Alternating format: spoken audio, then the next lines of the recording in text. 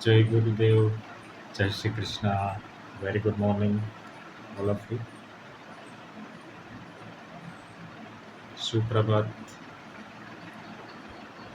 તો મિત્રો આજે ચાલો આપણે થોડું माया विषे जाने।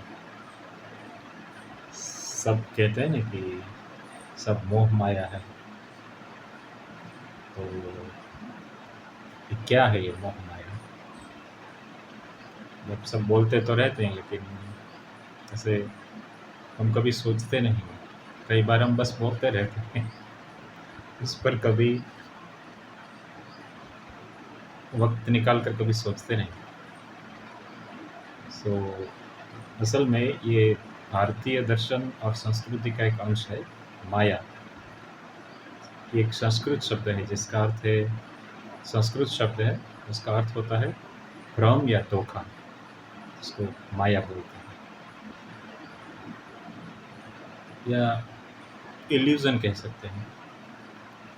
भारतीय धर्म और दार्शनिक परंपराओं में इसका विभिन्न प्रकार से वर्णन किया गया है।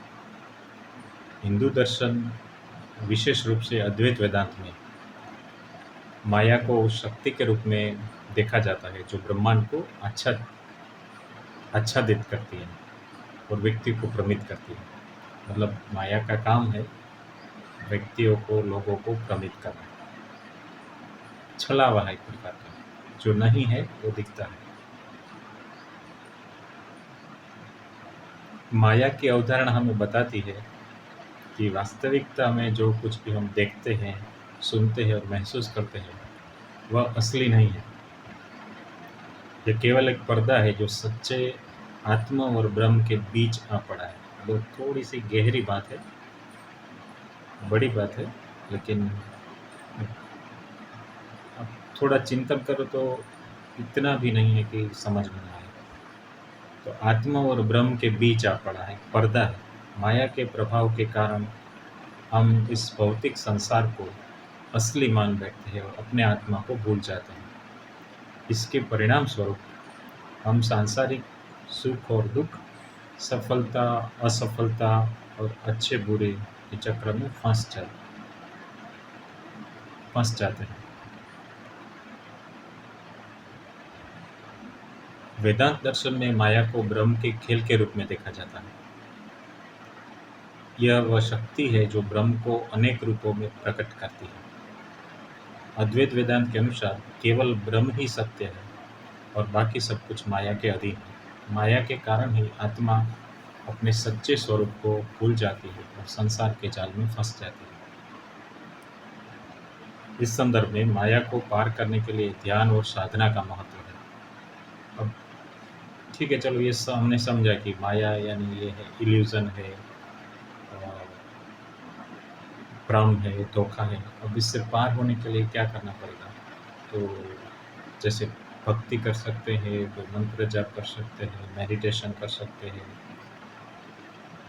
साधना कर सकते हैं, और योग, ध्यान और ज्ञान के माध्यम से व्यक्ति इस भ्रम से, इसको समझकर इससे बाहर आ सकता है और अपने सच्चे आत्मा का बोध कर सकता है। जब व्यक्ति माया को समझ लेता है और उसे पार कर जाता है, तो उसे मोक्ष प्राप्त होता है, जो आत्मा की अंतिम मुक्ति है। यानी वैसे कुछ बंधन नहीं है, मोक्ष यानी कहीं जाना नहीं, बस सिर्फ आप कुछ चीज़ें समझ जाते हैं तो आपको कुछ बोझ नहीं लगता, कोई बंधन नहीं लगता।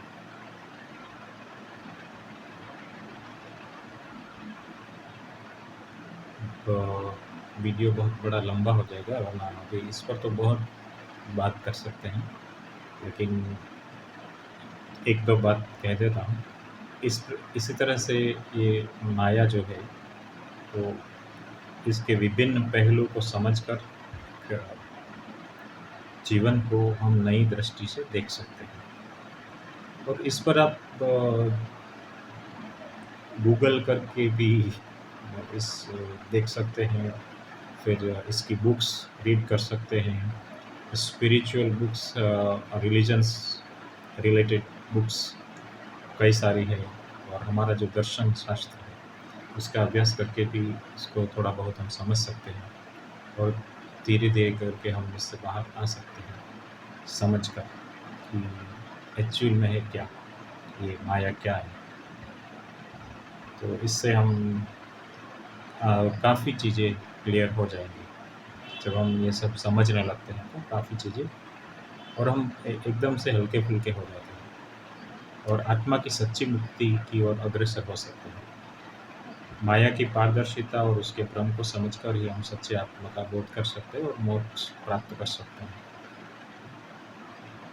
ठीक है, तो आज इतना इस टॉपिक पर इतना रखते हैं, फिर बात करेंगे, क्योंकि ये सब जो जो टॉपिक्स पर मैं बात कर रहा हूँ ये सब ऐसे टॉपिक हैं जिस पर घंटों बोला जा सकता है। ओके, जय गुरुदेव, जय Shri Krishna, God bless you.